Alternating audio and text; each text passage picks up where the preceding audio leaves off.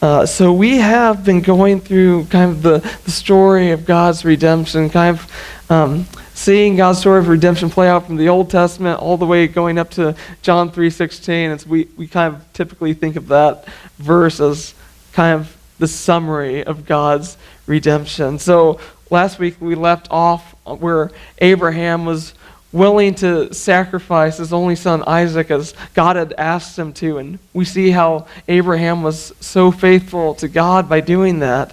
But even more, God was even more faithful to him as he spared his own son Isaac.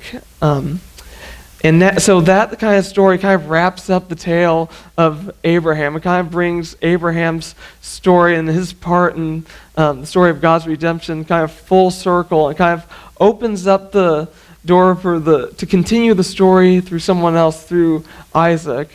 I don't know, I feel like Isaac kind of gets a bad rap at times. I feel like sometimes Isaac is the forgotten middle child of God's kind of title that he likes to use. I'm the God of Abraham, the God of Isaac, the God of Jacob. Kind of like skip through Isaac, and we are skipping through Isaac kind of today, because to give you a summary of Isaac's part in the story, it was basically Isaac got a wife, Isaac got twins to continue the story of God, and that was basically it. So, sorry Isaac, we're not talking about him today. But we are talking about his two sons, the twins, and the story of God's redemption kind of takes a dramatic turn, a dramatic twist here.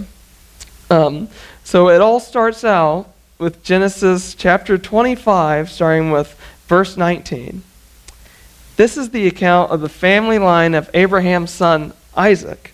Abraham became the father of Isaac, and Isaac was 40 years old when he married Rebekah, daughter of Bethuel the Aramean from Padan Aram, and sister of Laban the Aramean. Isaac prayed to the Lord on behalf of his wife because she was childless. The Lord answered his prayer, and his wife Rebekah became pregnant. The babies jostled each other within her, and she said, "Why is this happening to me?" So she went to inquire of the Lord, and the Lord said to her, "Two nations are in your womb, and two peoples from within you will be separated. One people will be stronger than the other, and the older will serve the younger." When the time came for her to give birth, there were twin boys in her womb. The first to come out was red, and his whole body was like a hairy garment. So they named him Esau. After this, his brother came out with his hand grasping Esau's heel. So he was named Jacob. Isaac was 60 years old when Rebekah gave birth to them. The boys grew up, and Esau became a skillful hunter, a man of the open country, while Jacob was content to stay at home among the tents. Isaac, who had a taste for wild game, loved Esau, but Rebekah loved Jacob. Now, if you think that your family is dysfunctional, just get ready. So it doesn't take the world's greatest therapist just to look at what's going on and just say, oh, there's going to be an issue with sibling rivalry. I mean, not only do mom and dad play favorites, but here you have these sons thrust into a situation where it's just like, okay, guess what? Our family has been given a big deal, this big promise, this big covenant where we're going to be made into a great nation. We're going to have more descendants than anybody else. And guess what? That covenant, that promise will continue through one of you. And the other one will be left out. I mean, in that situation, how could you not be in kind of competition with the other? How could you not have animosity towards the other one? I mean, my goodness, this is like, who's going to get grandma's diamond ring when she dies on steroids? I mean, this is the promise of God that we're talking about. This is the story of God's redemption. I mean, you want to get in on the ground floor of that for sure. But I look at this passage and the question just automatically comes to mind, why in the world would God do this? Why would he make a mess of things like this? He knows that the promise is just going to be passed down. Why in the world would he give Isaac and Rebekah twins? Why would he do that? Why would he make a mess of things and throw everything into confusion? It'd be a whole lot easier just to have one son. It's like, okay, we know who this promise is going to. The story can continue. It can kind of be bland like Isaac's story and just go very, very smoothly. I mean, I don't have a definitive answer to that question, but one thing I know, I guess two things, is that God, he's willing to do things the hard way. He's more than willing to do that. And two, God's the type of person that he wants his creation to be active participants with him in his story of redemption. He doesn't want people just to be passive recipients. And so with that in mind, this tale of these two brothers, it's really a tale of two responses to the will of God. And so we're going to continue with, I guess, an ordinary day in the life of Jacob and Esau. Well, this is not an ordinary day, but still. So starting with verse 29 of chapter 25, it says this. Once when Jacob was cooking some stew, Esau came in from open country, famished. He said to Jacob, "Quick, let me have some of that red stew. I'm famished." That's why he's also called Edom. Jacob replied, "First, sell me your birthright." "Look, I'm about to die," Esau said. "What good is this birthright to me?" But Jacob said, "Swear to me first." So he swore an oath to him, selling his birthright to Jacob. Then Jacob gave Esau some bread and some lentil stew. He ate and drank and then got up and left. So Esau despised his birthright. So you see in the context of this incredible birthright, which a birthright back in those days was basically a double portion of the inheritance that a son would get. Typically, the older son would get from the father when he died, and then the birthright also signified that the person receiving that was now the new spiritual head of the household. And so this birthright was unlike any other birthright, obviously, because it had to do with God's promise. It had to do with that big covenant that God made to Abraham. And it had to do with, creating this line that God would use to redeem humanity, a line that paved the way to Jesus, the Messiah. And so Jacob, he has this, you can already tell that he has kind of this great respect or great awe of this birthright. He knows that it is a big deal, and even though he's at a very big disadvantage, not being the older son, he's going to do everything in his power, everything that he can do humanly possible to at least get himself into position to make it a possibility to receive this incredible birthright. And one of the ways that he was going to do that was just to kind of prove Esau's true feelings towards this birthright. And so he knows the typical person that Esau is. He knows his weakness of hunger and whatnot after a hard day's work. And so he's making a stew, making good stuff and everything. And it's just like with a purpose. It's like, I'm going to get this guy because I have him right where I want him. Esau comes in. It's like, give me this food, man. He's just like, oh no, this food comes at a price. I need you to give me your birthright. And you can see Esau's true feelings towards this birthright, towards this covenant, great covenant of God, right away. He's just like, what good is this to me? I mean, obviously, he's not going to die in that instant. Esau's a little dramatic, but whatever. He kind of has this attitude where, I'm going to die one day. What's the big deal about this birthright? Who cares? I mean, Esau, you could just see he was just so flippant about this birthright. He was willing to trade it away for just temporary pleasures of the world, to just temporarily fill his stomach. So he didn't give a care in the world about this birthright. He definitely wasn't on the same level as Jacob in regard to his care for this birthright.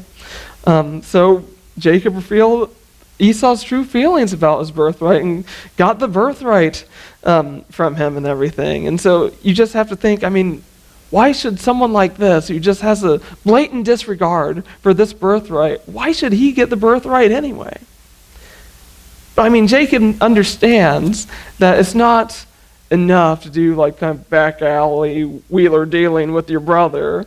I mean, it's not official to get this birthright until you receive the actual blessing of the Father. And Jacob understood that. And so this was part 2 of his big plan to get this birthright, to get in on the ground floor of God's amazing covenant that started with Abraham.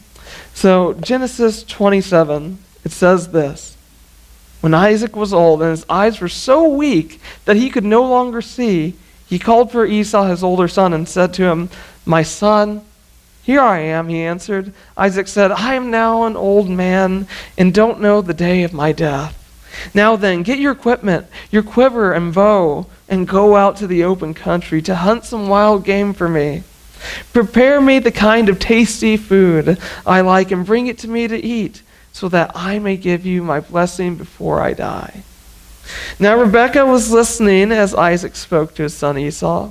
And when Esau left for the open country to hunt game and bring it back, Rebekah said to her son Jacob, "Look, I overheard your father say to your brother Esau, 'Bring me some game and prepare me some tasty food to eat, so that I may give you my blessing in the presence of the Lord before I die.' Now, my son, listen carefully and do what I tell you. Go out to the flock and bring me 2 choice young goats so I can prepare some tasty food for your father just the way he likes it. Then take it to your father to eat so that he may give you his blessing before he dies." Jacob said to Rebekah, his mother, "But my brother Esau is a hairy man, while I have smooth skin. What if my father touches me? I would appear to be tricking him and would bring down a curse on myself rather than a blessing." His mother said to him, "My son, let the curse fall on me. Just do what I say. Go and get them for me." So he went and got them and brought them to his mother, and she prepared some tasty food, just the way his father liked it. Then Rebekah took the best clothes of Esau, her older son, which she had in the house, and put them on her younger son Jacob. She also covered his hands and the smooth part of his neck with goat skins. Then she handed to her son Jacob the tasty food and the bread she had made. He went to his father and said, "My father?" "Yes, my son," he answered. "Who is it?" Jacob said to his father, "I am Esau, your firstborn. I have done as you told me. Please sit up and eat some of my game so that you may give me your blessing." Isaac asked his son, "How did you find it so quickly, my son?" "The Lord your God gave me success," he replied. Then Isaac said to Jacob, "Come near, so I can touch you, my son, to know whether you really are my son Esau or not." Jacob went close to his father Isaac, who touched him and said, "The voice is the voice of Jacob, but the hands are the hands of Esau." He did not recognize him, for his hands were hairy like those of his brother Esau. So he proceeded to bless him. "Are you really my son Esau?" he asked. "I am," he replied. Then he said, "My son, bring me some of your game to eat, so that I may give you my blessing." Jacob brought it to him, and he ate, and brought some wine, and he drank. Then his father Isaac said to him, "Come here, my son, and kiss me." So he went to him and kissed him. When Isaac caught the smell of his clothes, he blessed him and said, "Ah, the smell of my son is like the smell of a field that the Lord has blessed. May God give you heaven's dew and earth's richness, and abundance of grain and new wine. May nations serve you and people bow down to you. Be Lord over your brothers, and may the sons of your mother bow down to you. May those who curse you be cursed, and those who bless you be blessed."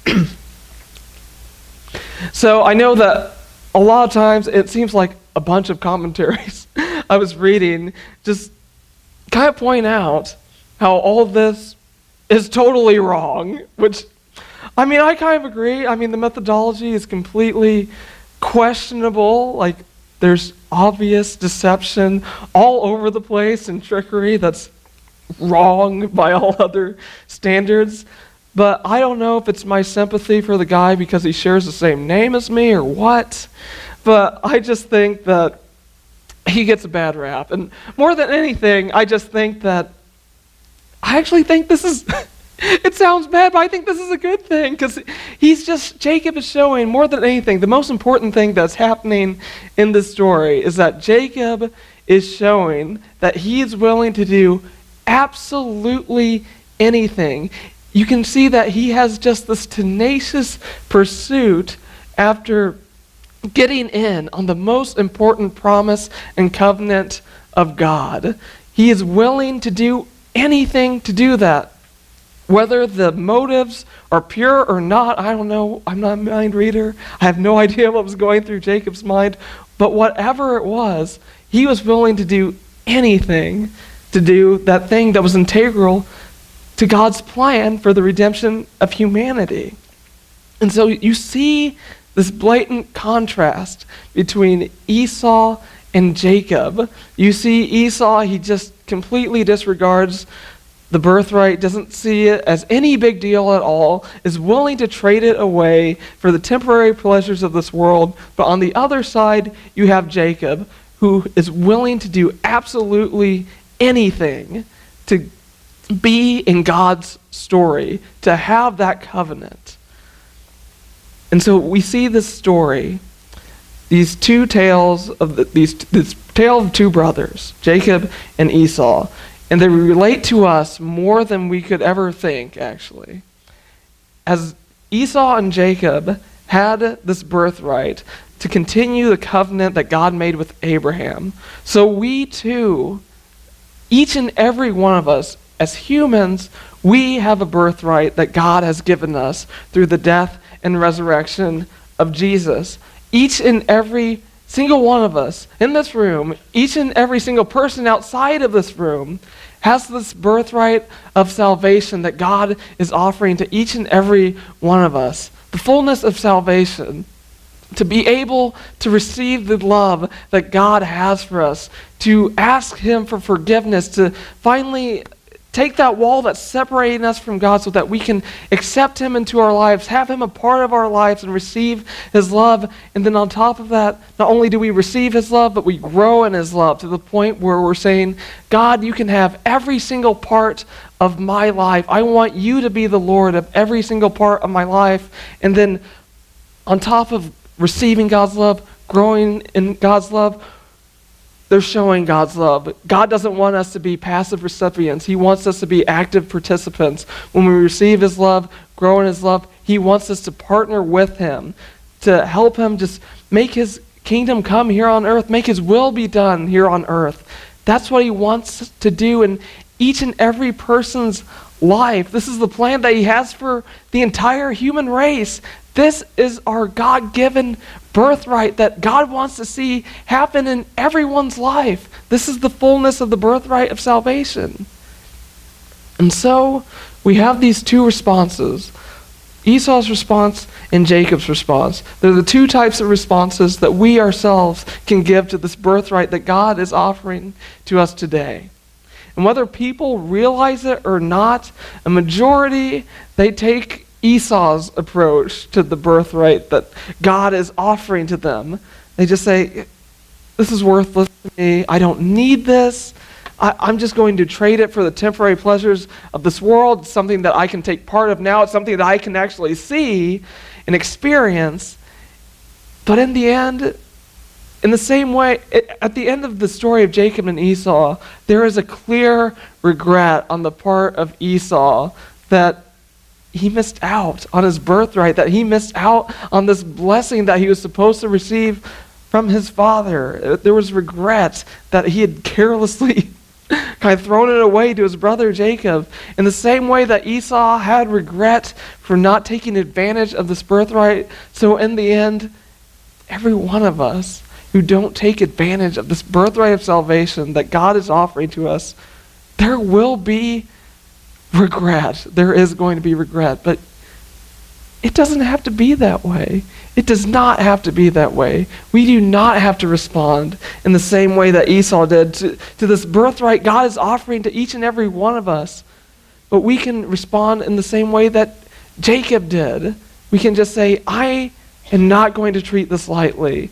This is an incredible gift that God is offering to me, and I'm going to do everything that I absolutely can do to receive it, to be in the middle of God's will. And the best part is, there's no competition involved. We don't have to be worried about someone swooping in and taking our birthright. No, there's not that competition that Jacob and Esau had. No, this birthright is available freely to each and every one of us, that God is offering to each and every one of us, and is pleading with every one of us to just say, just accept it. Just accept it. I mean, I think that's the best news that we have in concerns to our birthright of salvation that God is offering to us, that all we have to do is receive it. I mean, God doesn't want us to make all this story of salvation happen on our own strength. That's the exact opposite of what God wants us to do. He just wants us to open our lives to Him and just allow Him to come in and have all that stuff happen. He wants us to allow Him to come into our lives. He wants us to receive His love. He wants us to allow Him to come into our lives, and so that we can say, God, I don't want this life to be my own. I want you to have every part of it, so that God can make us grow in His love, so that God can make us into the image of His Son, and more than that, so that God can make us into active participants with Him to go out and show His love. The best part is that we don't have to do it all on our own strength. We just have to allow God to do it according to His strength through us. This is what we have that God is offering to each and every one of us today. This birthright of salvation is such an amazing gift, because guess what? No matter how much we would like to think of this, God didn't have to do all this. God did not have to send His Son to be sacrificed for us. God didn't have to do any of that. He wants to do it because He just wants to have a relationship with us. He just wants to dwell with us. He just wants to partner with us to make all things new in this world. And so today, let's decide to make that choice, to receive this birthright that God is offering to each and every one of us. Let's decide to receive God's love. Let's decide to grow in God's love to the point where we're saying, God, I want you to be the absolute Lord of every part of my life. I don't want you to just be a part of my life. I want you to be my life. And on top of that, let's show God's love, because when we are receiving God's love and growing in God's love, we are making ourselves vessels in which God can show His love to this world. So let's not despise our birthright as Esau did, but let's tenaciously pursue our birthright as Jacob did. And let's make this choice not just for our own sakes, but for the sake of God, or for the sake of others. It's because when we receive this birthright of salvation that God is offering to us, it is then that our lives are transformed in the best way possible, and it's then that God can work through us to transform other people's lives in the best way possible.